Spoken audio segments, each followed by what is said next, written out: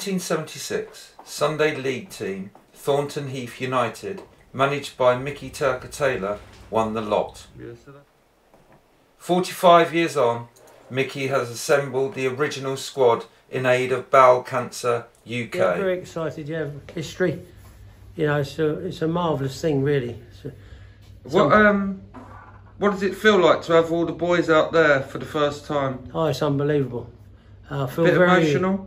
Yeah, it is very emotional. Yeah, very emotional. Oh, look at Mickey! Look, go on, Mick. Elvis, get in there. There he is. What's your name, bro? Richie. Richie. Simo. Simo. Oh, you're Simo. Yes, Simo's there. What we got here? Simo. Oh yeah, I like that Me and my one. dad.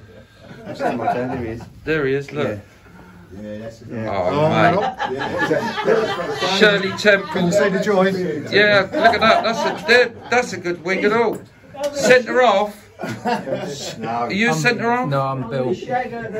I'm Bill. No, but what position? What position? Right wing. Right wing. Right wing. Right wing. When available. Danny Grabauskas, midfield. Midfield. Right, we're gonna. What we're gonna do?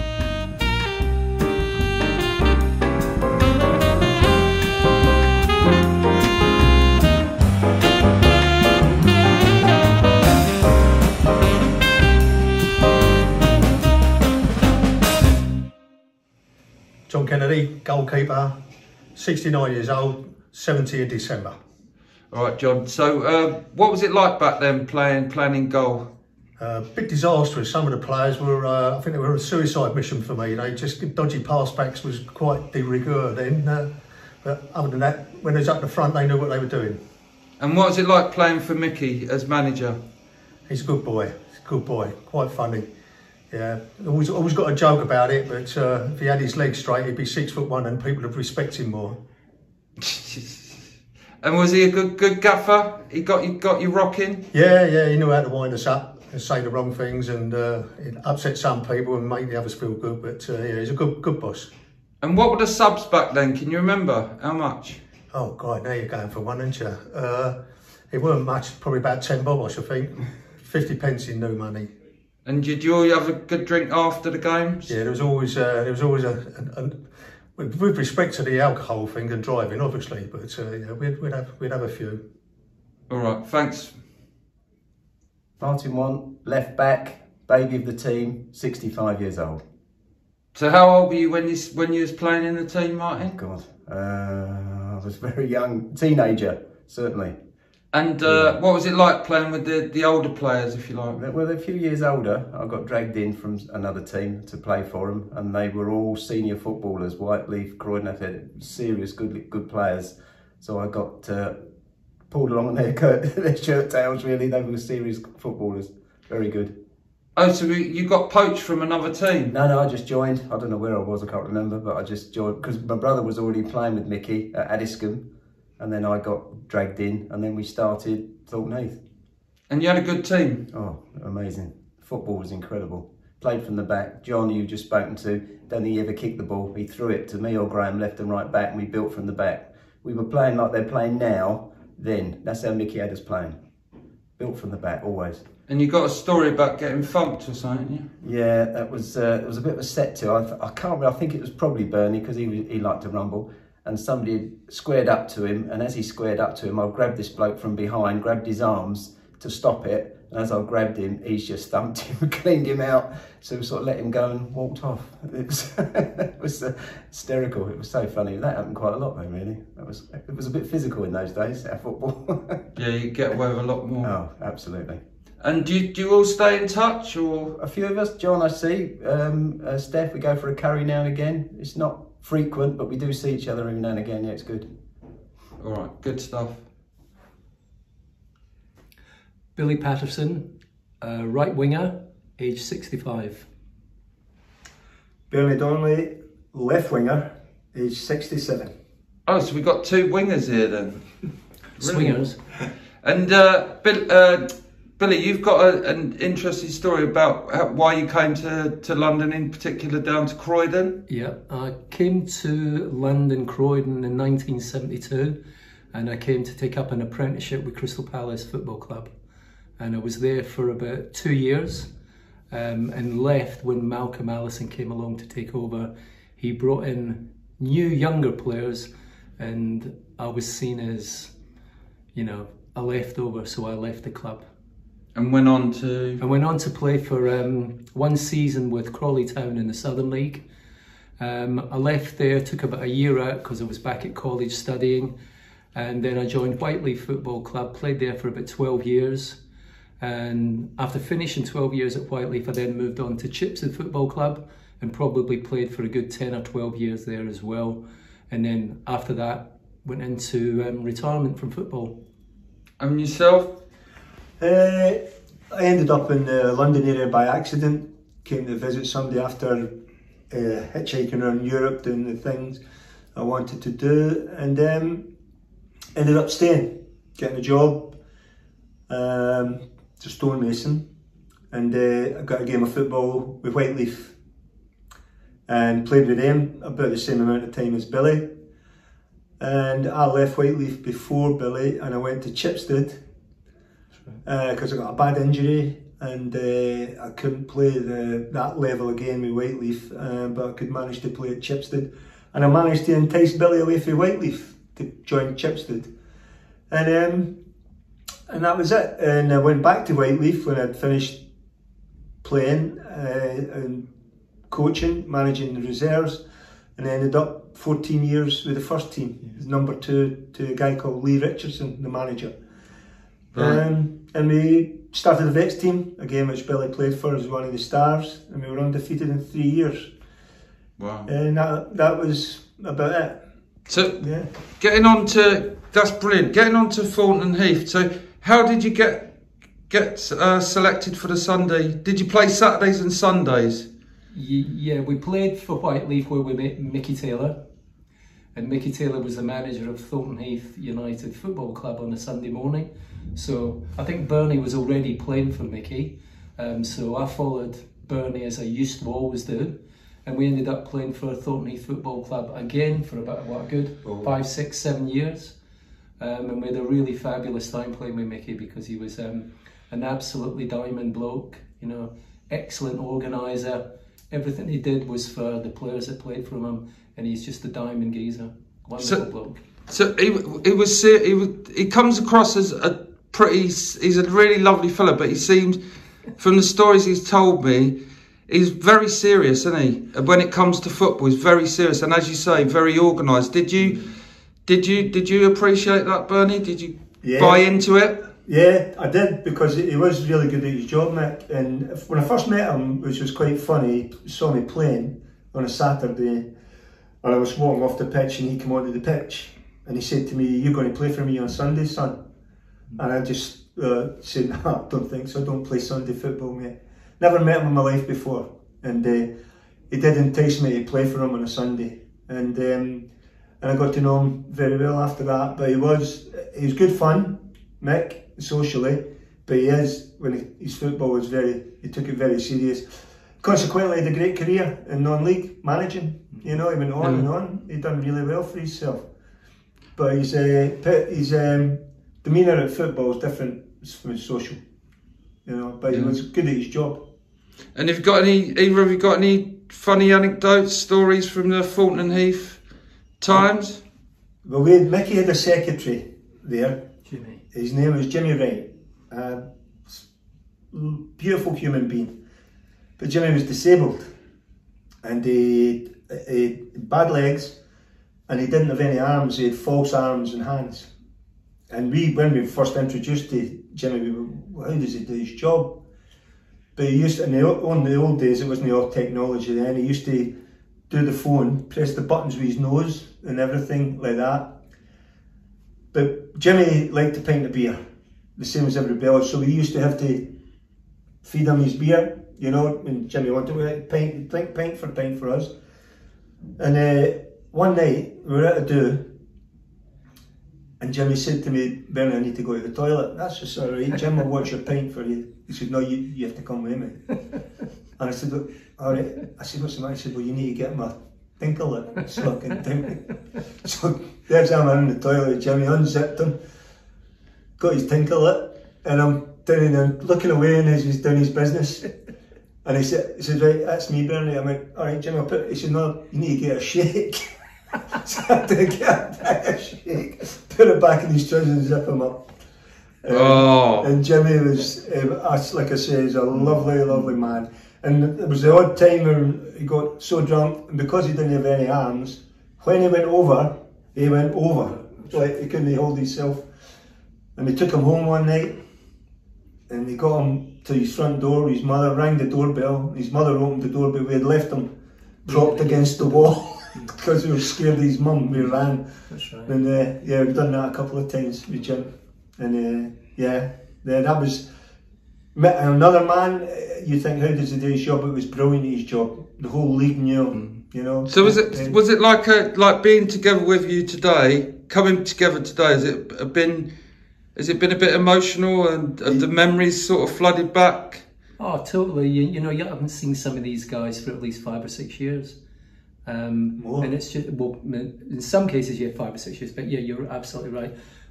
It could be 20 years since I've seen Mickey Vaughan, I suppose. Mickey and Danny Grabowskis. And it's, you know, just fabulous to see them again. And you knew them as soon as you walked into the pitch today. That's Danny, called he's changed, and that's Mickey, called Mick's aged a little bit. But it's, you know, it's just wonderful to see them. Look really good. And we all share the same sort of memories that we had in the past. Well, a lot of us played for Whiteleaf, didn't we? Yeah, we all played for a lot. Well, that's probably when we all joined up. Yeah, we came from Whiteleaf Football Club. And what do you think about what's happened to Whiteleaf? You obviously know what's gone down. Yeah, it's terrible. It's terrible. Absolutely terrible. Shocked. A lot of people upset about it. Like ex-players, ex-clubmen and things like that. Really upset. Not got to the bottom of it yet, why, the wherefores, you know. But it's unbelievable. And it's funny, we had the scrapbook up here the other week. We met for a drink, a lot of Whiteleaf lads, and the scrapbook was unbelievable. You know, bring tears to your eyes. Yeah. The stuff we had done down there. Again, it was, when we were there, it was great fun, as well as great football. It was great fun as well. That's why we never left Whiteleaf. We got offers to go elsewhere, higher, but most of us stayed there. Yeah, it's awful, just awful. I don't think it came as a big well, you need to be careful what we say, but it's been on the cards for at least a couple of years that the club was going to fold. And it finally folded, I think it was about 1.5 years ago when they had the auction, when they auctioned the ground. And there's quite a few people to answer for that happening. Absolutely. Well, it's not just football, it's the people who do the cleaning up, the organising, the committee. You know, they're all involved in the football club. And it's one of the things in life that we all do. We become attached to clubs.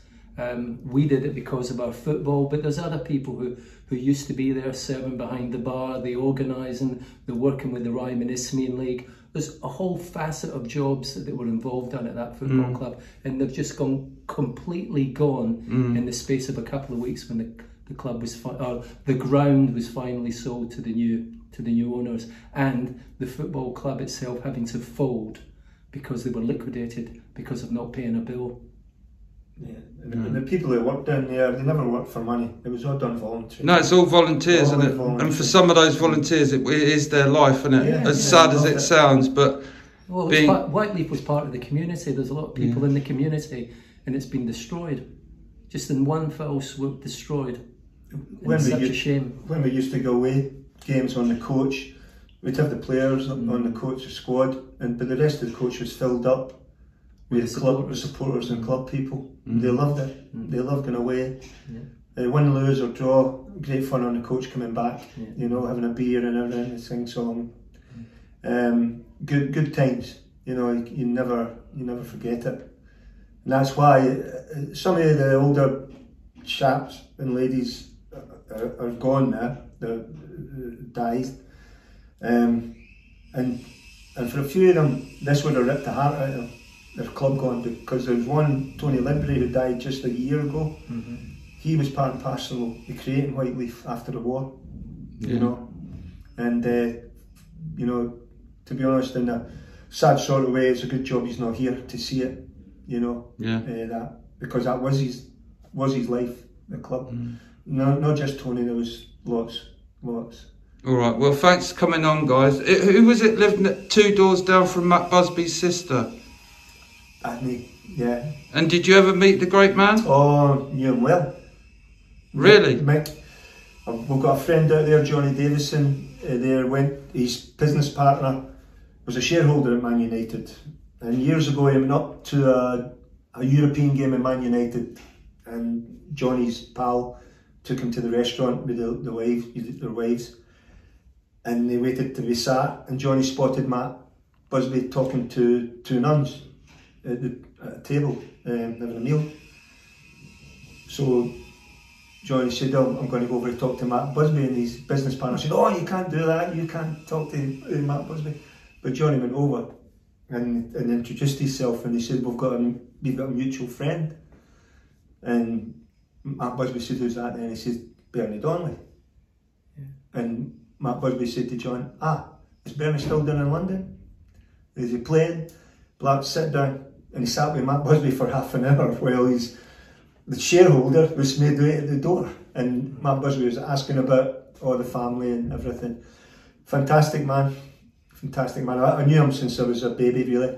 And with Kate, his sister Kate, lived in the same street, and when we used to go up playing Scotland-England games, we'd always have a couple of Londoners with us, wouldn't we, Bill? Yeah. And if we were short of tickets, you'd always know that Matt would be there, staying with his sister.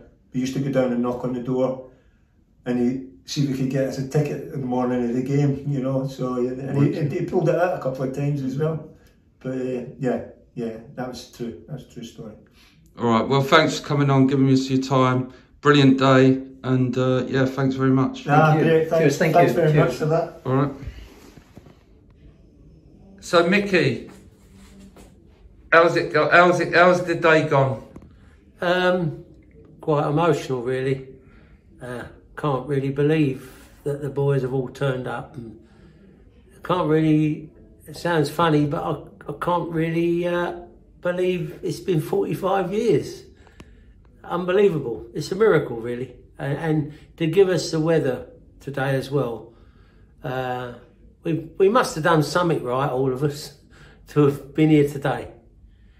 But I must add one thing, and I feel very humble today. I'm not a very religious person, and my son would have been here today, but my son is over at the Martin Beers testimonial, and in terms, not memorial, sorry, not testimonial, but it's ironic that Martin should pass away at a young age of 42, 43, and we're here celebrating 45 years of being together.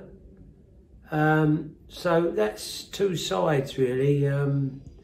Made me very sad that I couldn't be at Dorking today to celebrate Martin's short life. At the same time, obviously, a celebration of a long life for all of us that we've had. I must add at this time, the boys don't know, I'll be telling them later, that the whole of the squad today had their photo done, amounts to 948 years, which is some sort of a record, you know, in terms of having your team photo done again. And I'd like to thank most wonderful for Hope and Glory, the football kit company, for providing us with the kit today, which is a wonderful gesture. And I hope they do very well. And hopefully that people who see this video and whatever go and buy their merchandise, because you go on their website, they've got great merchandise on there. They do any type of kit.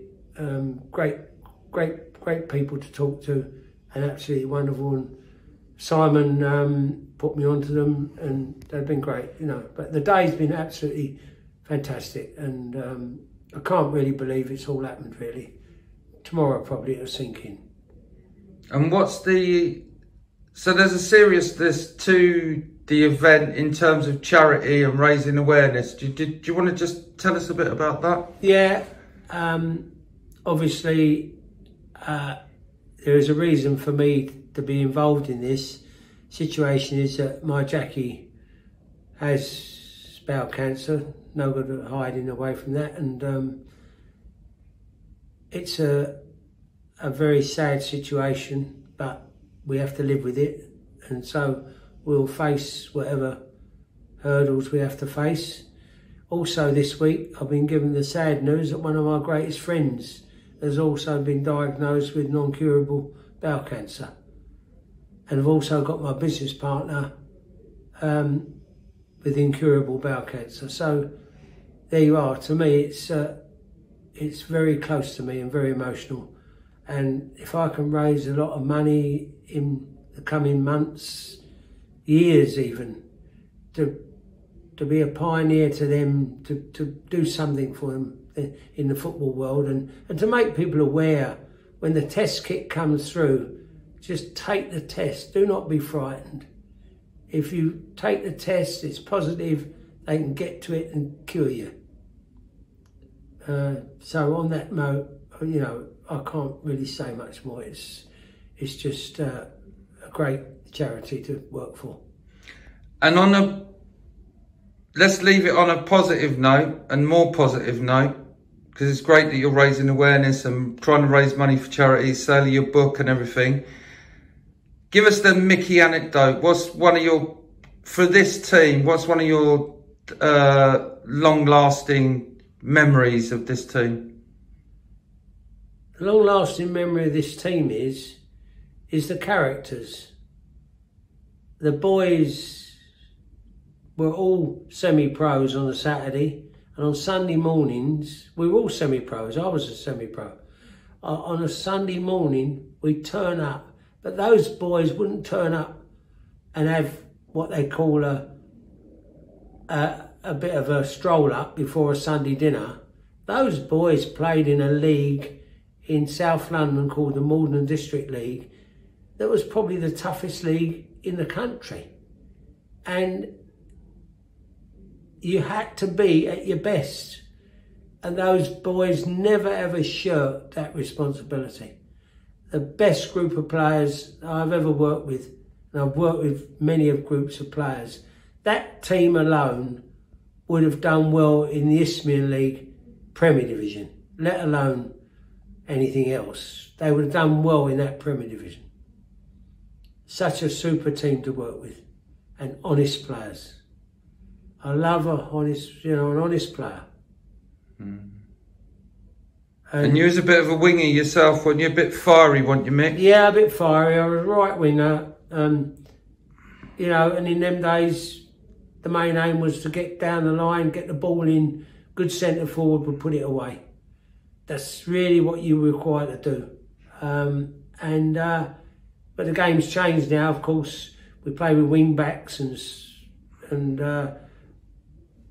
you know, so the out-and-out wide player in a W formation doesn't exist anymore. But nothing wrong with that, because I played in that formation as well. Hard work, but it didn't stop me crossing the ball. That was my main, if you like, my main attribute in towards my game, was the crossing of the ball. And corners, free kicks, anything like that, they were delivered with utmost accuracy, which was I was brought up on. That was as a small player, he played on the wing. You know, that was how it was in those days. And but I had a bit of pace about me. I had a bit of nastiness about me, and that was it, really. But these boys, they all thrived on the way I went about my managing the side, you know.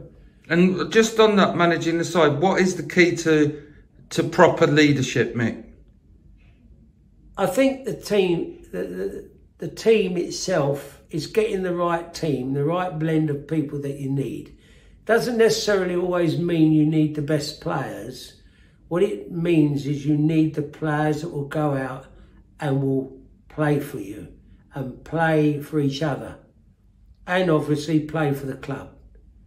And when you've got that, and they are miserable when they lose, and they hurt when they lose, and they have a jolly up when they win, I think you're on your way. And that's what I had all the time. I had a side that you didn't have to go in and give them a telling off at the end of the game or half time. You just had to say a few words. They knew what was going wrong. No point in getting a player to play it right back if he can't play it right back. No point in it at all. And players do have off days. But when one of our players had an off day, the other 10 would make up for it. We might have 2 players, 9 would make up for it. But that's how it was, and that's how I was a manager of a football club, and very disciplined as well. You were late in my dressing room. You were fine. You never answered me back at all when I talked. You sit and listen.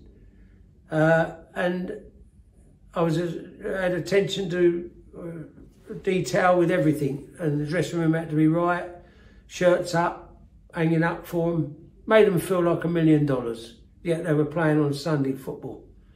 But I carried the Saturday football through to the Sunday. And today, even today, the shirts were all put out for them, and they felt great. They'll take that away with them. All right, well, it's a really good day, really great, good cause, great occasion. Thanks for inviting us down, and yeah, it's been really, really good. Thanks, Mickey. And thank you, Simon, for your time, and thank you, Andrew, for taking the photographs, and hopefully we'll see the results of those in the next week or so when you get everything ready and edited and stuff. The boys are eager, obviously, to see it as well. So yeah, we'll get it done. All right, mate. I want to thank Odds and Evens for a great show, and I want to thank, as I say, Andrew for taking the photos. Thank you, man. And you got another story for us, John? Yeah, it's 2 of our players. They had a fag in the mouth permanently. The referees was to tell them to put them out before they gone on the pitch. So any excuse to go off, get injured, pretend and have a fag on the sideline while they were getting treated. But they didn't have any shin pads, so they'd have 3 packets of Marlboro fags in each shin, on each shin. So they got around it that way.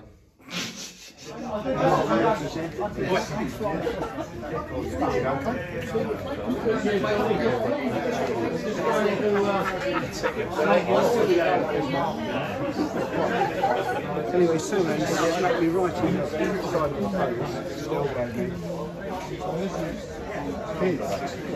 Joe's 33.